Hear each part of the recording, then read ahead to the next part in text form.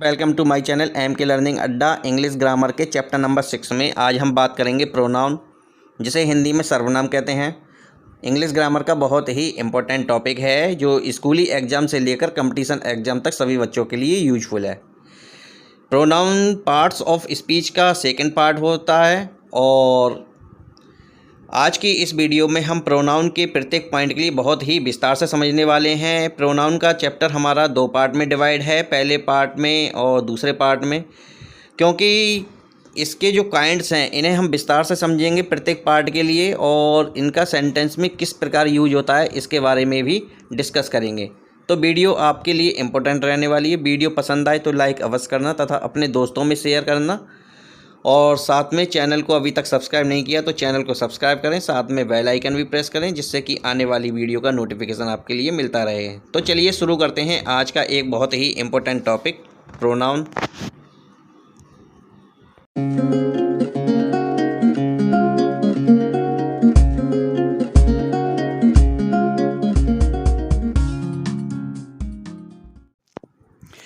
Pronoun बिल्कुल एक ही line में समझने का प्रयास करें, आपके लिए बहुत ही अच्छे ढंग से समझ में आएगा। प्रोनाउन वो शब्द होते हैं जो नाउन के स्थान पर प्रयोग किए जाते हैं, यानी कि pronoun is a word that replaces a noun in sentence. यानी कि वाक्य में नाउन के स्थान पर जो शब्द परिवर्तित किए जाते हैं या नाउन के स्थान पर जो शब्द रखे जाते हैं वही प्रोनाउन होते हैं। जैसे कि I, he, she, you, it, his, her, my, mine, ये सब क्या है? प्रोनाउन है, क्योंकि सेंटेंस में इनका यूज जो है वो नाउन के स्थान पर होता है। Pronoun are use to avoid repeating the same nouns over and over again. यानी कि प्रोनाउन का यूज वाक्यों में इसलिए किया जाता है कि एक ही प्रकार के नाउन शब्दों का यूज जो है वो बार बार ना करना पड़े, यानी बार बार नाउन शब्दों का प्रयोग ना करना पड़े। अगर आप अपने बेस्ट फ्रेंड पर कोई ऐसे लिखते हैं तो अपने फ्रेंड का नाम तो केवल एक ही बार लिखते हैं और उसके बाद उससे रिलेटेड जो प्रोनाउन होते हैं उन्हीं का प्रयोग करते हैं। अगर आप बार बार अपने फ्रेंड का ही नाम लिखेंगे, प्रोनाउन की जगह पर अपने मित्र का ही नाम लिखते जाएंगे, तो वो पैराग्राफ जो है क्या अजीब सा लगेगा और बेढंगा लगेगा। इसलिए बेहतर यही होता है कि एक बार हम नाउन शब्द का यूज करें और उसी से रिलेटेड जो प्रोनाउन होता है उसका प्रयोग सेंटेंस में करें, जिससे कि वह एक रोचक सेंटेंस लगता है। और प्रोनाउन का इंग्लिश ग्रामर में अपना एक इम्पोर्टेंट रोल होता है जिसके बारे में हम आगे डिस्कस करने वाले हैं। चलिए इसे अब हम एग्जाम्पल के थ्रू समझेंगे। Ayansh is a good boy, he is my best friend. अब यहाँ पर हमने क्या है कि पहला जो सेंटेंस है Ayansh is a good boy, यहाँ पर जो अयांश शब्द है ये प्रॉपर नाउन है, क्योंकि अयांश एक लड़का है और वह एक अच्छा लड़का है। फिर उसके बाद क्या है कि अयांश मेरा मित्र भी है। तो यहाँ पर मैंने क्या किया है कि अगले सेंटेंस में अयांश का नाम लिखकर मैंने उसकी स्थान पर ही का प्रयोग किया है, जो कि एक प्रोनाउन है। यानी कि Ayansh is a good boy, he is my best friend. Ayansh एक अच्छा लड़का है, वह मेरा मित्र है। अब यहाँ पर मैं अयांश का ही नाम लिखूँ, फ़र्क कुछ भी नहीं पड़ेगा, लेकिन इससे क्या है कि ही जो है वो अयांश को ही क्या है रिप्रेजेंट कर रहा है। तो इसीलिए क्या है कि पहले सेंटेंस में तो हम नाम का यूज करते हैं, यानी कि नाउन का यूज करेंगे, लेकिन अगले सेंटेंस में हम क्या करते हैं कि उससे रिलेटेड जो प्रोनाउन होता है उसका भी यूज करना बेहतर होता है। तो Ayansh is a good boy, he is my best friend. ऐसे ही देखते हैं अगला sentence, Agra is a big city. यानी कि आगरा एक प्रॉपर नाउन है, एक शहर का नाम है। इज अ बिग सिटी बड़ा शहर है, but it is very dirty. लेकिन यहाँ पर हमने क्या है कि आगरा के स्थान पर इट का प्रयोग कर लिया। इट क्या है? एक प्रोनाउन है, और जैसे कि आगरा एक निर्जीव नाम है तो इसलिए इससे रिलेटेड जो प्रोनाउन होगा वो क्या होगा? इट होगा। तो Agra is a big city but it is very dirty, लेकिन ये बहुत गंदा है।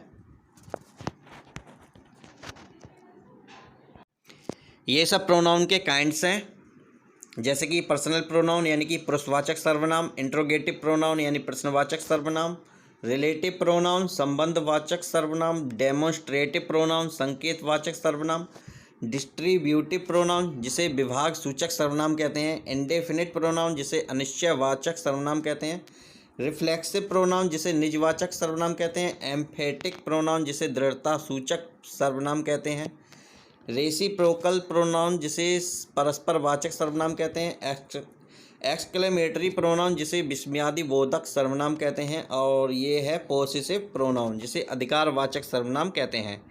इन सभी का हम विस्तार से अध्ययन करने वाले हैं। सबसे पहले बात करेंगे पर्सनल प्रोनाउन यानी कि पुरुषवाचक सर्वनाम।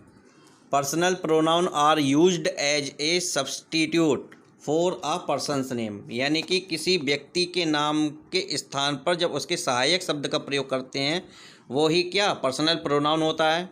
ये दो प्रकार के होते हैं, सब्जेक्टिव प्रोनाउन जिनका प्रयोग जो है वो सब्जेक्ट के रूप में किया जाता है, जैसे कि आई हो गया, वी हो गया, ही, सी, इट, दे।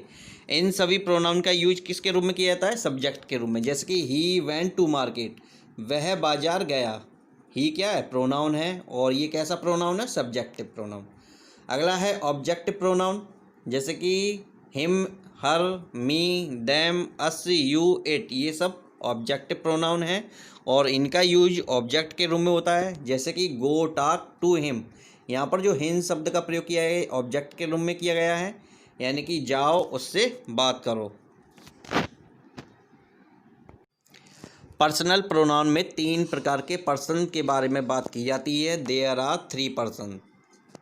पहला होता है फर्स्ट पर्सन, बात कहने वाले के लिए, यानी कि जो व्यक्ति अपने विषय में बात करता है वो क्या है, फर्स्ट पर्सन कहलाता है। जैसे कि आई और वी, ये दोनों फर्स्ट पर्सन के अंतर्गत आते हैं। अगला है सेकंड पर्सन, सुनने वाले के लिए, यानी कि बात को जो सुनता है, यानी कि बोलने वाला जब अपने बारे में बात ना करके सामने वाला जो व्यक्ति सुन रहा है उसके विषय में बात करता है तो वो क्या होता है, वो सेकंड पर्सन के अंतर्गत आता है, जिसमें यू का यूज करते हैं। यू हमेशा सेकंड पर्सन में आता है। अगला है थर्ड पर्सन, यानी कि जिसके विषय में बात कही जाती है। 2 व्यक्ति आपस में बात कर रहे हैं, बोलने वाला व्यक्ति ना अपने विषय में बात कर रहा है ना उसके विषय में बात कर रहा है जो वहाँ मौजूद सुन रहा है, बल्कि वह उसके विषय में बात कर रहा है जो व्यक्ति वहाँ मौजूद नहीं है, तो उसे हम क्या है, थर्ड पर्सन कहते हैं। इसके अंतर्गत ही, सी, दे, ये प्रोनाउन आते हैं। तो हमें ध्यान रखना है फर्स्ट पर्सन में आई और वी ये फर्स्ट पर्सन में आते हैं, यू जो होगा वो सेकंड पर्सन में आएगा, और ही, सी, दे ये क्या है, ये थर्ड पर्सन में आएंगे। पर्सनल प्रोनाउन के अंतर्गत आने वाले तीनों पर्सन्स के लिए हम इस टेबल के थ्रू आसानी से समझने का प्रयास करेंगे। इसका कई भागों में डिवाइड किया गया है, gender, person, number, subjective, objective, possessive और रिफ्लेक्सिव या एम्फेटिक। सबसे पहले बात करेंगे फर्स्ट पर्सन। फर्स्ट पर्सन में 2 काइंड्स होते हैं, पहला होता है सिंगुलर और दूसरा होता है प्लूरल।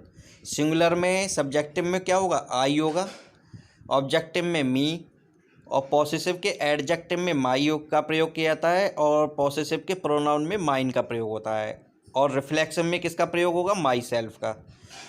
फर्स्ट पर्सन के प्लूरल के बारे में बात करें तो प्लूरल में वी, सब्जेक्टिव, ऑब्जेक्टिव होगा अस, पॉसेसिव के एडजेक्टिव में ओवर, और पॉसेसिव के प्रोनाउन में ओवर्स का प्रयोग होता है, और रिफ्लेक्सिव या एम्फेटिक में ओवर सेल्फ्स का प्रयोग किया जाता है। सेकंड पर्सन के बारे में बात करें तो सेकंड पर्सन का जो सब्जेक्टिव होगा वो यू होगा, ऑब्जेक्टिव यू, पॉसेसिव एडजेक्टिव क्या होगा, योर, और पॉसेसिव प्रोनाउन क्या होगा, योर्स, और रिफ्लेक्सिव या एम्फेटिक में यूज होगा योर सेल्फ्स का। यू जो होता है, यू प्रोनाउन जो होता है उसका यूज सिंगुलर और प्लूरल दोनों रूप में होता है। बात करेंगे थर्ड पर्सन के बारे में। थर्ड पर्सन में मस्कुलाइन, फेमिनाइन यानी न्यूटर, जेंडर के आधार पर भी डिवाइडेशन होता है इसका। तो सबसे पहले सिंगुलर में मस्कुलाइन के बारे में बात करेंगे तो इसमें जो सब्जेक्टिव होगा वो होगा ही, ऑब्जेक्टिव क्या होगा, हिम, और पॉसेसिव एडजेक्टिव होगा हिज, पॉसेसिव प्रोनाउन होगा हिज, और रिफ्लेक्सिव में आएगा हिमसेल्फ। फेमिनाइन में बात करें तो फेमिनाइन में सब्जेक्टिव क्या होगा, सी, ऑब्जेक्टिव होगा हर, पॉसेसिव एडजेक्टिव हर, पॉसेसिव प्रोनाउन हर्स, और रिफ्लेक्सिव में आएगा हर सेल्फ। न्यूटर में बात करें तो न्यूटर में सब्जेक्टिव इट, ऑब्जेक्टिव में इट, पॉसेसिव एडजेक्टिव में इट्स, पॉसेसिव प्रोनाउन में नहीं, और रिफ्लेक्सिव या एम्फेटिक में इटसेल्फ। ऑल जेंडर प्लूरल यानी कि प्लूरल में जो सभी जो जेंडर होते हैं सभी काउंट होते हैं उसमें। प्लूरल में जो प्रोनाउन यूज होता है वो होता है सब्जेक्टिव में दे, ऑब्जेक्टिव में देम, पॉसेसिव एडजेक्टिव में देयर, पॉसेसिव प्रोनाउन में देयर्स और रिफ्लेक्सिव में देमसेल्व्स। उम्मीद है आपके लिए प्रत्येक शब्द का यूज और नेम अच्छी तरीके से समझ में आ चुका होगा। यूज ऑफ पर्सनल प्रोनाउन यानी कि सेंटेंस में पर्सनल प्रोनाउन का यूज किस प्रकार किया जाता है, इस पर डिस्कस करना बेहद आवश्यक है और इसे केयरफुली समझना भी जरूरी है। यदि किसी वाक्य में तीनों पर्सन्स एक साथ प्रयोग किए जाते हैं, यानी कोई सेंटेंस है जिसमें तीनों पर्सन्स यूज किए गए हैं, उसमें से दो पर्सन्स सिंगुलर यानी कि एक वचन में हैं, तो जो यूज होगा यानी कि YOU वह भी क्या सिंगुलर की तरह ही उसका यूज होगा, यानी कि उसे भी सिंगुलर मानकर यूज करेंगे उसका। ठीक है नहीं। बाकी में अगर मान लीजिए तीन पर्सन्स दिए गए हैं, first person, second person, third person, तो सेकंड पर्सन में तो केवल यू ही आता है, तो फर्स्ट पर्सन और थर्ड पर्सन ये दोनों अगर सिंगुलर हैं तो यू का जो यूज होगा वो भी क्या सिंगुलर के रूप में होगा, और उनका जो क्रम होगा वो इस प्रकार होगा second person, third person and first person. यानी कि जो सेकंड पर्सन का प्रोनाउन होगा वो सबसे पहले, उसके बाद थर्ड पर्सन आएगा, उसके बाद फर्स्ट पर्सन आएगा। एग्जाम्पल देखते हैं, you, he and I are going to see movie. You second person है, he third person and I क्या है फर्स्ट पर्सन है। Are going to see movie, वह नहीं तुम, वह और मैं सिनेमा देखने जा रहे हैं। अगला पॉइंट देखते हैं, यदि वाक्य में तीन पर्सन में से दो पर्सन्स प्लूरल हैं, यानी कि सेंटेंस है जिसमें तीनों पर्सन्स यूज हुए हैं और उसमें से दो पर्सन्स क्या हैं प्लूरल हैं, तो यू का जो यूज होगा वो भी प्लूरल के रूप में होगा और उनका जो क्रम होगा इस प्रकार होगा, first person, second person and third person. जैसे कि we, you and they. We क्या है फर्स्ट पर्सन हो गया, यू सेकंड पर्सन हो गया, दे थर्ड पर्सन हो गया। Are going to see movie, हम, तुम और वे सिनेमा देखने जा रहे हैं। हमें यहाँ पर एक बात का ध्यान रखना है कि यहाँ पे जो सेकंड वाले पॉइंट में ये दोनों प्लूरल हैं, यानी कि दोनों पर्सन्स हैं वो प्लूरल में, जैसे वी और दे ये क्या है ये दोनों प्लूरल के अंतर्गत आते हैं। चलिए बात करते हैं इंट्रोगेटिव प्रोनाउन के बारे में। इंट्रोगेटिव प्रोनाउन क्या होते हैं, ऐसे प्रश्नवाचक शब्द जिनका प्रयोग प्रोनाउन के रूप में किया जाता है वे इंट्रोगेटिव प्रोनाउन कहलाते हैं। Interrogative pronoun do just what they say, they work in sentence they that are posing a question, यानी कि वे शब्द जिनका प्रयोग वाक्य में क्वेश्चन के रूप में किया जाता है वे इंट्रोगेटिव प्रोनाउन कहलाते हैं। जैसे कि who, whom, which, what, whoever, whichever, ये सब क्या है ये इंट्रोगेटिव प्रोनाउन कहलाते हैं। जैसे who is going to arrive first, यहाँ पर हु का जो यूज किया गया है वो किसके रूप में किया गया है, ये इंट्रोगेटिव प्रोनाउन के रूप में किया गया है इसका प्रयोग। तो who is going arrive first, पहले कौन आ रहा है। व्हाट आर यू ब्रिंगिंग, यहाँ व्हाट शब्द का जो यूज किया गया है वो भी इंट्रोगेटिव प्रोनाउन के रूप में किया गया है। व्हाट आर यू ब्रिंगिंग, तुम क्या ला रहे हो, ये सब क्या है ये इंट्रोगेटिव प्रोनाउन के अंतर्गत आते हैं। चलिए देख लेते हैं यूज ऑफ इंट्रोगेटिव प्रोनाउन, यानी कि सेंटेंस में इंट्रोगेटिव प्रोनाउन का यूज किस प्रकार होता है। हु का प्रयोग नॉमिनेटिव केस में या सब्जेक्टिव केस में किया जाता है, नॉमिनेटिव के लिए सब्जेक्टिव केस भी कहते हैं, जैसे कि हु इज ही। होम का यूज ऑब्जेक्टिव केस में किया जाता है, यानी कि जो होम WHOM होम होता है इसका यूज जो है वो ऑब्जेक्टिव केस में किया जाता है। Whom did you see yesterday, कल तुमने किसे देखा। हुज का प्रयोग पॉसेसिव केस में किया जाता है, जैसे कि हुज पेन इज दिस, यानी कि WHOSE जो शब्द होता है इसका यूज पॉसेसिव केस में किया जाता है, जैसे कि हुज पेन इज दिस, ये पेन किसका है। सिलेक्शन के लिए विच का प्रयोग किया जाता है, कहीं सिलेक्शन की बात चलती है या कहीं ग्रुप की बात करती है तो वहाँ पर क्या होता है कि विच का प्रयोग होता है, which is the best of the boys, इनमें से सबसे अच्छा लड़का कौन है। हु, वाट, विच इत्यादि का प्रयोग सब्जेक्टिवली, यानी कि सब्जेक्टिव केस होने पर क्या होता है डू, डज या डिड का प्रयोग नहीं किया जाता। ये हमें ध्यान रखना है, हु, वाट या विच का यूज जब सब्जेक्ट के रूप में होता है तो वहाँ पर हमें डू, डज या डिड का प्रयोग नहीं करना होता। हु, जैसे कि who makes a noise, what happened, लेकिन अगर नॉट लगाओ, लेकिन जब नॉट का यूज होता है तो वहाँ पर डू, डज या डिड का प्रयोग करना आवश्यक होता है, जैसे कि व्हाट डिड नॉट हैपन।